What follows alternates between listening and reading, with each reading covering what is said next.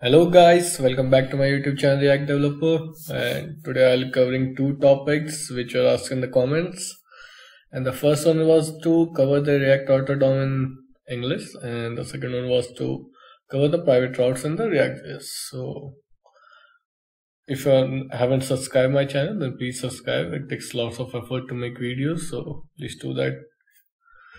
And I'm starting with cloning a repository, the old repository. This one is the repository. You can clone it too. It's free and it's available in the public GitHub repo. So let's go back to our code. And this one is the repo I clone, and I have removed all the routings from this, and I'll be covering that again. So I've started the server. I have started this server here, and also I have started the backend server which I created in this video, the old video. It was a main video, so you can clone it or you can see the whole video there, but I'll be covering the two topics. So let's start with that. So to start with the React Auto DOM, you need to install it.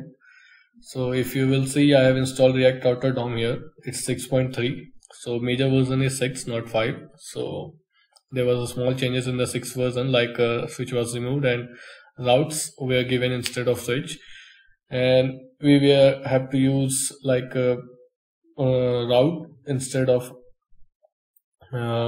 in the route section we have to use element instead of that component sections. That was the major change, and other than that anything. So start with the index.js. Let's import the browser router first. So browser router has been imported, and your whole app is now wrapped up with the browser router so that you can route inside it. It's so simple. And then coming back to app.js, I'm not making an routes folder, but instead I'll just make all the routing files here. So first of all, I'm importing a header folder which was available previously in this repo. So header will be common for all, so it will be available directly here. It has an, I don't know why, but yeah, it didn't compile it previously. I don't know why.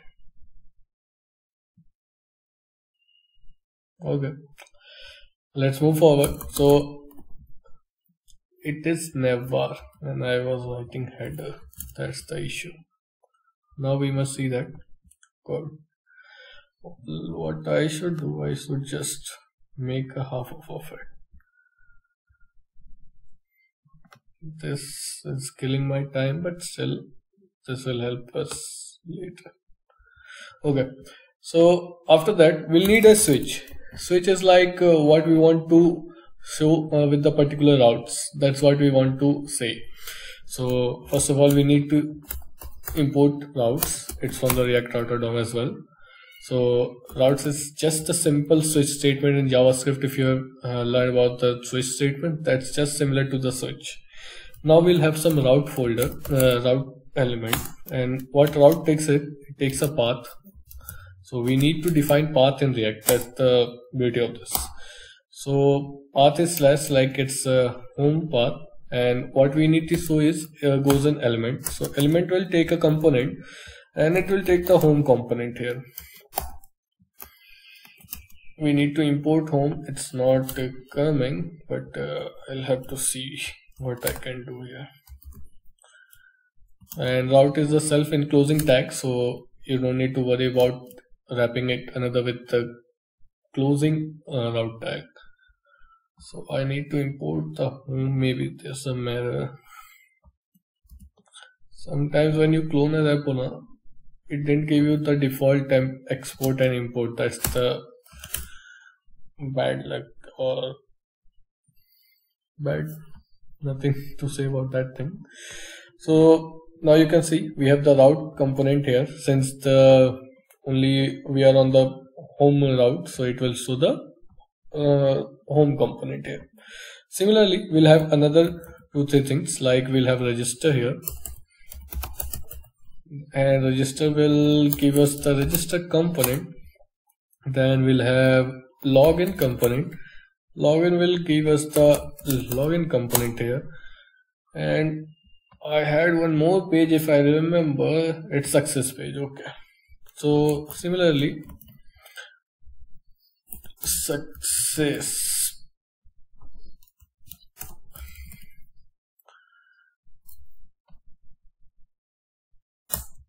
Again, it's not giving me the default export. I need to see what's there. But I don't think we need this, but still I'll. Okay. So if we see now, we have 4 components, and if we go to them, here you can see /login, then this component will render. If we go to register, this component will render. So this is how the routing works. It's very simple, and I think it's not quite tough to remember these things, and you don't even have to remember this. See, if you just have a switch statement, and what it does is, if the path is /, then it will show home. If the path is /register, it will show register component, and this is the simple. And if you want something to be common in all, so you can put it outside the routes folder like Navbar. It should show in all the components, so it will be available in all the components or all the routes, you can say, better one. Okay, so this is all for the routing.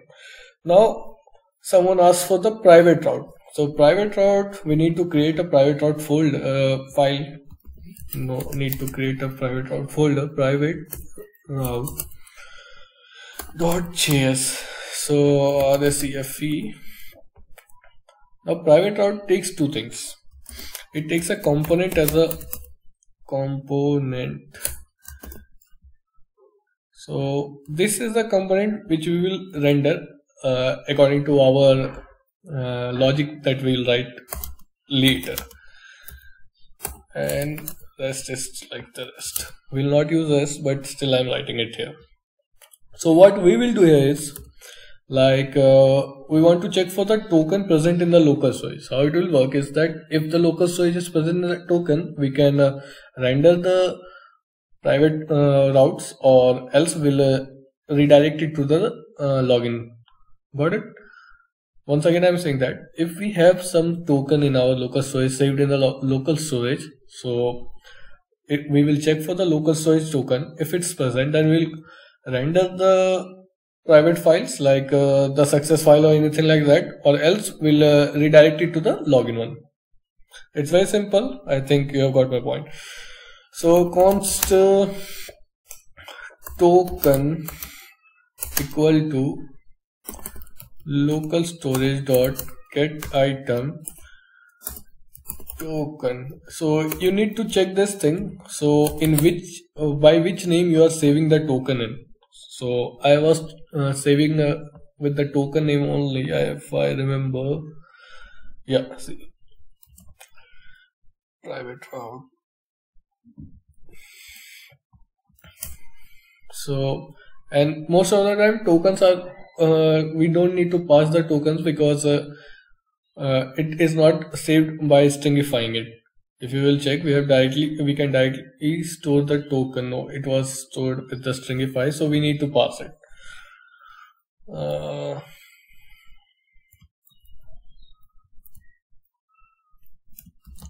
Most of the time we don't have to do this, but since I was doing it, so I'll have to reverse it. That's how we do.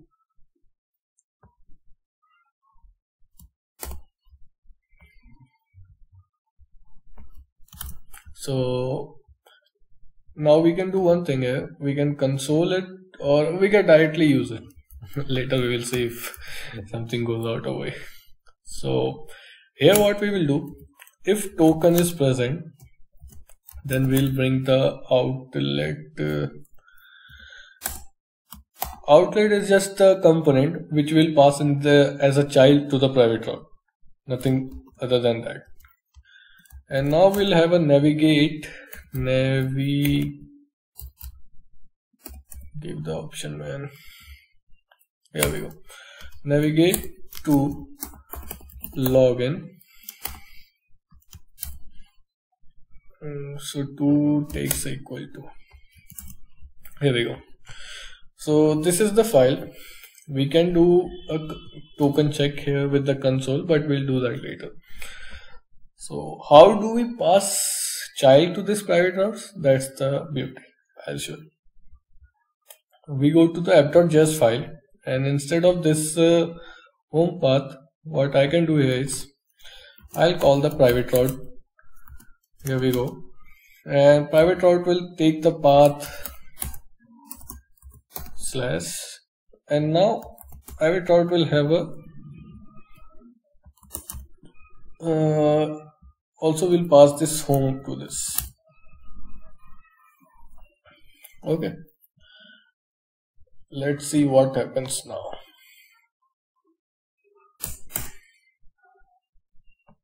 Something has gone bad. Let's check what's that. Private route is not a component, all must be a route or a react.fragment. Let's remove this and try what happens. This maybe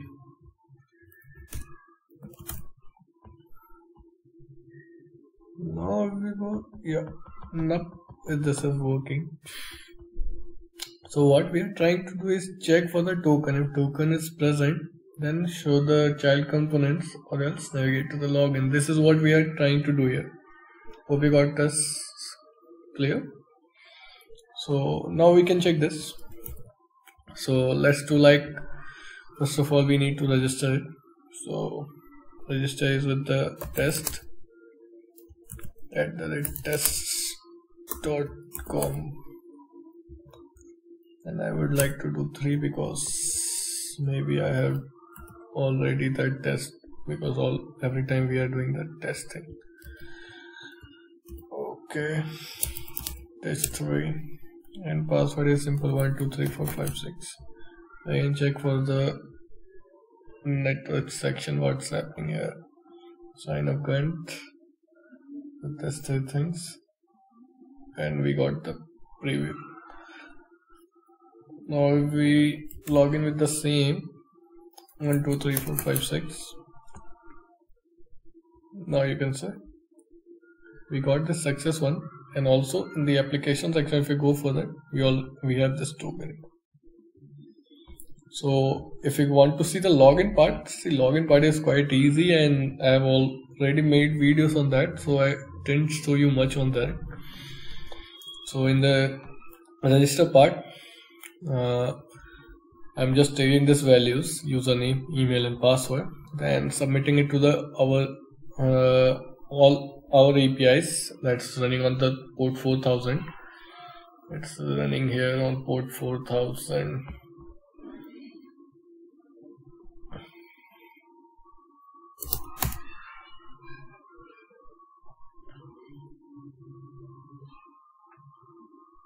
You don't have to worry about the APIs. APIs are working fine, and you can check the video for that too. So I'm sending that sign up data, and after getting the token, I'm saving that token to the local storage. So I made APIs that returns us with the token, JWT tokens. Same in the login section, what I'm trying to do is taking the email and password, sending it to verify with this API, that's login API, and then after success we are getting a token which I am saving the local storage, and after that I'm navigating it to the success component. In success we can check, we can write something like this, H1, yes, we made it, and we can give it a class name of text clue, and then we can give it a font Excel like this.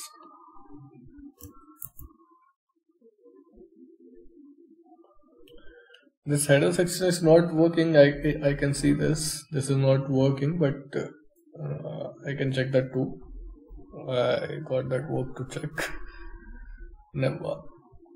So in the Navbar, what I am doing is link, and haven't got any. So you can do one thing. So instead of links, we can always use nav link here. So what navlink does is navlink gives you automatically the active link on the routes which are active, means whichever route you are present in, it will directly give that route an active class name. It's a class name, active class name, which it will give it to them. Let's import it first. And how I am doing that white thing, I also don't remember, because I did this a long time ago. But most probably I must have given them some active class name. So directly I can do one thing in the app.css file. Here dot active, and just give them text. If I remember, in this normal one we don't have to give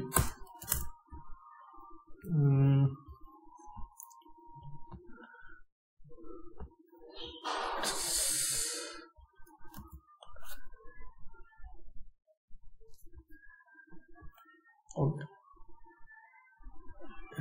It needs to be white, not white, blue. And we need to remove this home thing.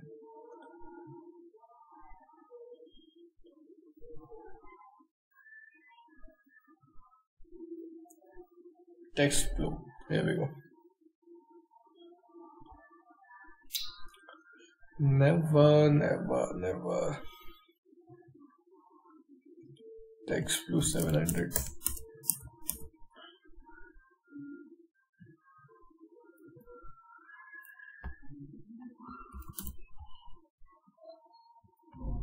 Need to check this now.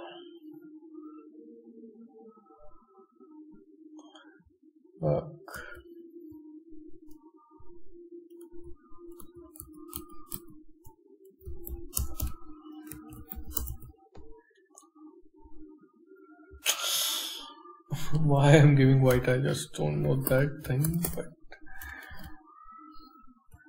here we go. Now if you go to register, it will automatically give that active class name to them, so you don't have to write a logic for that to check for the route and then give an active class name. It will directly give an active class name to it, so you don't have to worry about this thing. This home has already some class names present in that, which I need to remove it. I'll do that. Text white is here, remove this first. First of all, find for text things. So dark is also text white, and MD is, remove this MD and just put a text black. Here we go. Should work now, yeah.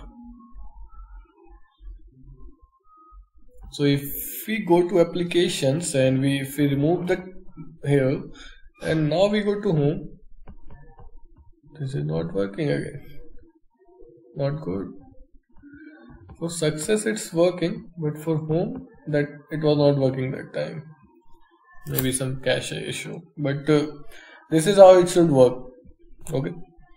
So if you go to the code you need for the routing, in the index.js file you need to import the browser router first and wrap the whole app component in that, and then in app.js file in the routing folder we need to first provide the switch statement, and inside the switch we need to pass the path for which path we want to render which component, and in the private router section we need to identify the private routes first, like after login components, what components you want to render only after login. You need to identify them and pass them inside it like a child component. So and if you go to private route, it just checks for the token in the local storage. If the token is present, it will render the child component, or else it will redirect to the login components. Thank you very much guys, and hope you got some information from this video. So if you like this video and got some information that's helpful for you, please like, subscribe and share the video. and also help me reach 1K soon. The channel is still not monetized, and so I need to monetize as soon as possible. Help me guys to grow. Thank you very much guys.